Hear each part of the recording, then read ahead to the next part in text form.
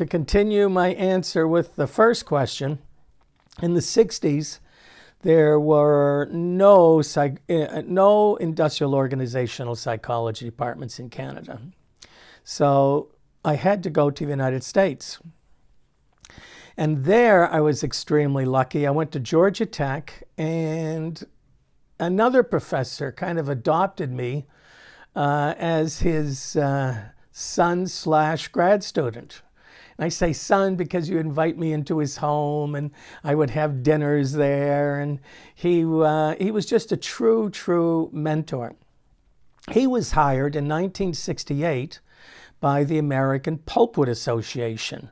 Pulpwood as in logging. And the American Pulpwood Association wanted to know, how can we go about motivating pulpwood producers? Now, pulpwood producers in the 60s generally had nothing more than an elementary school education. And they weren't very sophisticated with regard to work methods. They might work 3 days 1 week, 0 days the next, 1 day following.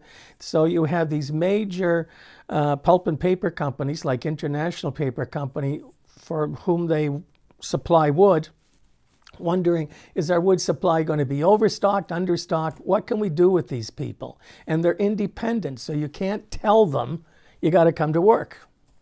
So Ronan said he would accept the consulting job on one condition. If they would hire me for the summer as a research assistant and allow me to do work of sufficient quality that it would be a master's thesis. So they interviewed me, and I got the job.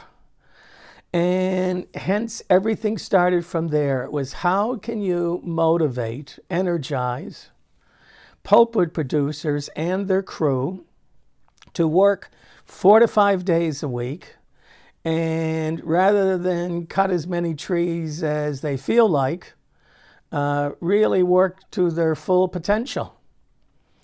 And in the process of working that summer, I used to read psychological abstracts. I don't think they exist anymore, but they were little abstracts from the journals that would describe a piece of research. I came upon a series of experiments that showed if you set a specific high goal, rather than urging people to do their best, they do much better in making tinker toys, solving addition problems, making words out of scrambled, making sentences out of scrambled words and the like.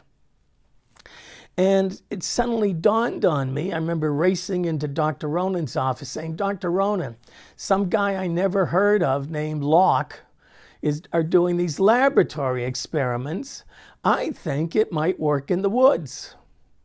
And so the very first field experiment was done by me way back in the early 70s, showing, sure enough, if you give a pulpwood producer and his crew a specific high goal, they beat the heck out of crews that are simply doing their best to get the job done by the end of the day.